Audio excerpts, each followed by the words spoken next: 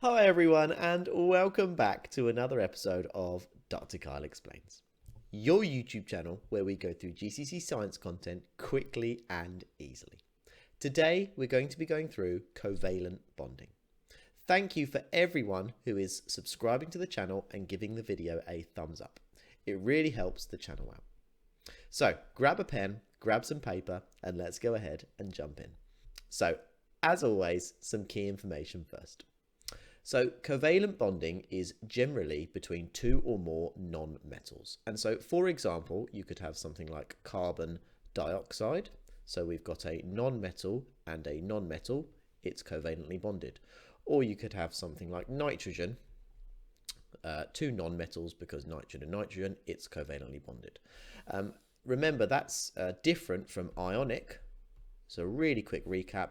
You have a metal, sodium, and a non-metal, chlorine, so therefore that's ionic. And so you need to be able to tell the difference between an ionic compound or covalent compounds. And the way to do that is to see if it's a metal and a non-metal, ionic, or if it's two non-metals, or perhaps three non-metals, and even more. So therefore, if it's got non-metals, it's covalent. Okay, so when we have covalent bonding, you have what is known as a shared pair of electrons, and we'll go into a bit more detail what that means later on in the video. So I always teach the kids, sharing is caring and caring is covalent. As just a little way to remember, whenever we have a shared pair of electrons, that's another indication it's covalently bonding. Okay, so covalently bonded compounds are often small molecules, and so if we quickly go back to ionic again, remember these are giant lattice structures. So for every one sodium, we have one chlorine in a giant repeating unit called a giant lattice structure. Whereas in the case of covalent compounds, you literally just have one carbon, two oxygens, and that's it. That's the molecule. Nitrogen, you have one nitrogen bonded to another nitrogen. That's it. So they are really small molecules. Now, occasionally we get polymers, which are covalent compounds, and that means that they are very, very large molecules, or we have what's known as a giant covalent structure. Now, these are special cases, and we will go over these in a further video, but I just want you to be aware that we can get covalently bonded compounds which are either polymers or giant covalent structures, but most of the time they are small molecules like this. Okay, so we're going to go through dot and cross diagrams. So the rule here is that however many electrons the element needs are how many are shared in a pair of electrons. So what that essentially means is that whenever we have a shared pair of electrons, it is a covalently bonded compound. Now remember, at any point you can pause the video and have a go at these diagrams yourself, and it's a really important skill to be able to do. So please do feel free, before I go through the answer, pause the video and have a go at this on a bit of paper and see if you get the right answer. So the first ones we're going to look at are hydrogen and chlorine. And so in an exam, what it would look like is you would literally get almost kind of like a Venn diagram, it looks like, where you'd have two circles like this, and it would have hydrogen and hydrogen. Now, you would have a periodic table in your exam as well, and what you need to remember is hydrogen is in group 1. So, however many electrons the element needs are how many are shared. So, hydrogen needs one more electron in order to get the two electrons in its outer shell, for it to have a full outer shell. So, it needs one electron, and so we have one electron coming from one hydrogen, one electron coming from the other. So we have a dot and cross diagram here now, and that is now a full shell. So this hydrogen is giving this electron, this hydrogen is giving this electron, and so now we have a shared pair of electrons. It's a covalently bonded compound. We can also draw it as a ball and stick diagram, whereas you literally just have a ball and a stick there. Balls representing the hydrogens and the stick representing the shared pair of electrons. So this is what you really need to be able to do here, being able to draw your dot and cross diagrams. Let's have another look at chlorine and see how you get on with this one. So again, we would have our two circles, and we're always looking at just the outer electrons. So chlorine, chlorine. Now again, you'd have a periodic table in your exam. Chlorine is in group 7. And so remember, however many electrons the element needs are how many are shared. And so we need to have a pair of electrons here. Chlorine's in group 7, so it's going to share one pair of electrons. So we have one dot one cross. They each share one electron. And then we go dot, so we go 1, 2, 3, 4, 5, 6, 7. Just make them a little bit bigger just to make sure we can see on the video. There we go. And then on the other side, 1, 2, 3, 4, 5, 6, and 7 here. And so now we look at them and see how many electrons there are. So we've got 1, 2, 3, 4, 5, 6, 7, 8. 1, 2, 3, 4, 5, 6, 7, 8. So it's happy, it's got a full outer shell. This is why they're doing it, because they want to get that full outer shell by sharing their electrons. Okay, so remember, at any point you can pause the video and have a go at this yourself, and I would really recommend you trying these before I go through the answers. So, oxygen then. We have our outer shell. Remember, have a look. What group is oxygen in the periodic table? So oxygen's in group 6. So the rule is however many electrons it needs is how many it shares. So it's in group 6. So it needs 2. So we go 1 pair, 2 pairs. Always do the shared pair first. Then we'd go 1 dot, 2 dots, 3, 4, 5, 6. And then we go 7, 8 there. That's done. And then we go 1, 2, 3, 4, 5, 6. And so now we just count up. We go 1 dot, 2 dot, 3 dot, 4 dot, 5 dot, 6 dot, and then 7, 8 crosses. So that's now got a full outer shell on this side. 1 cross, 2 cross, 3 cross, 4 cross, 5 cross, 6 cross, and then again the shared pair, 7, 8. So it's now happy. Really well done if you got that right. Nitrogen then, have a go. So we draw our shell on. There we go. Nitrogen is in group 5. So however many electrons it needs is how many it shares. So it's in group 5. So it needs 3 electrons. So we're going to go 1 pair, 2 pair, 3 pair. Try and be as neat as you can here. So then we go 1, 2, 3, 4, 5.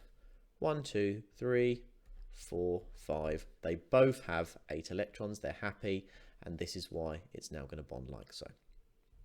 Okay, so the next one is hydrogen chloride then, so HCl. So we've got 2 different elements here now. So hydrogen, and then we've got chlorine. So hydrogen is in group 1, chlorine is in group 7. So hydrogen needs 1 electron, but also chlorine needs 1 electron. And so that's lovely. One of the electrons comes from hydrogen. 1 electron comes from chlorine. There's your 1 pair that it shared. Hydrogen's now done. It's got 2 electrons. It's perfectly happy. Chlorine, let's do crosses. 1, 2, 3, 4, 5, 6, 7. And then remember, it's got the hydrogen dot there. 8. It's now happy. Water. Remember, water is H2O. So hydrogen is in group 1. Oxygen is in group 6. So we have oxygen, hydrogen just here, hydrogen just here. So remember, hydrogen is in group 1, so it wants 1 pair. And so we go 1 pair on there, 1 pair on there. And that's now worked for our oxygen because oxygen's in group 6, so it needs 2. So it's now got 2 pairs on that side. Hydrogen's finished on both sides. So let's choose crosses again. So we go 1, 2, 3, 4, 5, 6. For the oxygen, that's perfectly happy. So we've got our 6 electrons for oxygen and then our 2 pairs coming from our hydrogens. And so the oxygen's now happy, hence why it bonds this way. Okay, so last 2 then. Ammonia, a little bit harder. Ammonia is NH3, and I would really recommend you learning that formula for ammonia. So nitrogen is bonded to 3 hydrogens. Hydrogen, hydrogen, and hydrogen. They will draw this for you in the exam. You just have to put the dots in. So nitrogen is in group 5, hydrogen is in group 1. And so what we're going to do then, so we already know hydrogen wants 1 electron. So we go 1 pair, 2 pairs, 3 pairs. and that works perfect for nitrogen as well because it wants 3 pairs to get to 8. So 5 plus 3 is obviously 8. And so now we go 1, 2, 3, 4, 5 for our nitrogen. That's our covalent bond done. Lastly, methane, again, another one to remember is CH4. I'd really recommend you know that formula. Just draw it over here. So carbon, it's a little bit bigger, this one. So 4 hydrogens now. 1, 2, 3, 4, getting a little bit messy. Try and be as neat as we can. They will, again, remember, draw this for you. It's just the electrons you need to do. And so we already know hydrogen just needs 1 pair. So 1, 2, 3, 4. And carbon's in group 4. It's now got 4 extra electrons from the hydrogens. Hydrogen's in group 1. And so that works perfectly. That's now done. Really well done if you got those right. Okay, so the next thing we need to go over is about the boiling points of covalent compounds. Now, in general, when they are simple, small molecules, they have very low boiling points. So the questions they often ask is, why is fluorine a gas at room temperature? Now, this question could literally be anything. It could be, why is carbon dioxide a gas at room temperature? Why is chlorine a gas at room temperature? Why is oxygen a gas at room temperature? And so all they will do is they will change what covalent compound they're asking, and then the answer is pretty much the same every single time. So it's really important to learn this. So why is fluorine a gas at room temperature? So fluorine is a simple covalent molecule. That means F2, 1 fluorine bonded to 1 fluorine. Okay, not like the ionic compounds, remember, they're giant lattice structures. Now the trigger words in here are gas at room temperature. So that means it has a low boiling point. And so therefore, if it's low, what must that mean about the forces of attraction? They must be weak. Now we call these forces intermolecular forces. And essentially what that means is fluorine is a simple molecule all by itself, but there'll be another fluorine floating nearby and another fluorine floating nearby again. And so you have these weak forces of attraction between the molecules, in between the molecules. And so these forces are very, very weak. So although a covalent bond is actually quite a strong bond, the forces in between the molecules are very, very weak, hence why they are gases. Now remember, whenever we talk about temperature, we should always talk about how much energy is needed. And so now, if we've remembered it's a simple molecule, so therefore if it's simple, it must be weak. Therefore, not much energy is needed to break these forces. 1 mark, 2 marks, and 3 marks. So if you just remember, whenever they ask you a covalent compound, remember non-metals, if they then ask a gas at room temperature, just follow this structure and you will get full marks in your GCSE for that question. Okay, so really quickly then, I just want to go through that the bigger the molecule, the more forces of attraction, and so the stronger the bonds. Now please notice I've put these in exclamation marks because these forces are weak. I just mean that as the molecules get bigger, the forces of attraction get stronger, and so therefore the boiling points raise. And so what I mean by this, in the case of the halogens, so you have fluorine over here, then you've got chlorine. Remember, they hang around as diatomic molecules. Then you'd have bromine and iodine. Now if we remember, these two are gases. This is a liquid, and this is a solid. And so hopefully we can clearly see if that's a gas, liquid, and solid, the boiling points must be increasing as you go down the group. And the reason for that is if you actually look at the size of the molecule, you will see that they get bigger as you go down. And so as you're getting bigger, what's actually happening is there's more opportunities for those intermolecular forces, which are weak. But because there's more intermolecular forces, because it's a bigger molecule, it's a larger surface area, that means that they essentially get stronger, and so therefore the melting points and the boiling points start increasing. So whenever you have a big simple molecule, it tends to have a slightly higher melting point. But remember, they're still low. They're still quite weak bonds. Okay, so whenever you have a weak intermolecular force or an intermolecular force, it's always weak. You do not have strong intermolecular forces. They do not exist. Okay, so have a go at this question then. So draw the dot and cross diagram for carbon dioxide. So that would probably be worth about 2 marks. And then explain why it is a gas at room temperature. Okay, so carbon dioxide then. You've got carbon and you've got your oxygen. Just there. And then carbon is in group 4, oxygen's in group 6, and so oxygen wants 2 electrons, carbon wants 4 electrons, so that's nice and easy. However many it needs is how many it shares. So oxygen's going to share 2 to get to 8, so we go 1 pair, 2 pairs. Carbon then there, 1 pair and 2 pairs. Hopefully you can see that. So there's 2 pairs in there, 2 pairs in there. Now carbon's now happy. So it's got 1, 2, 3, 4, 5, 6, 7, 8. Job done. Oxygen then. 1, 2, 3, 4, 5, 6.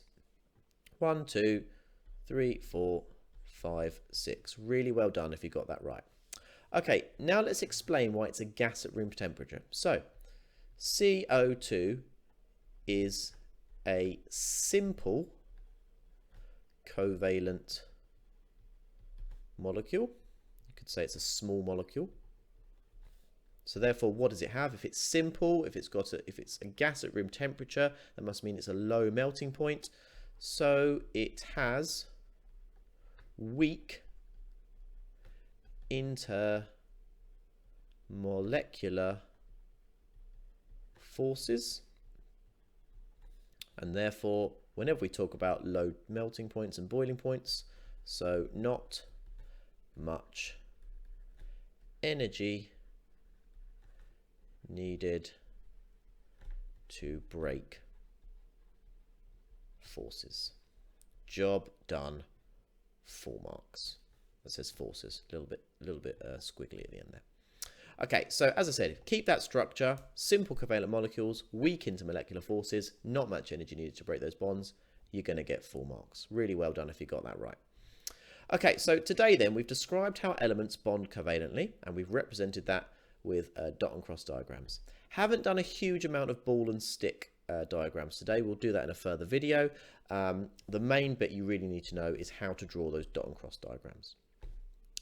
We've then also described and explained why simple covalent structures have low boiling points and how it is affected by the size of the molecule.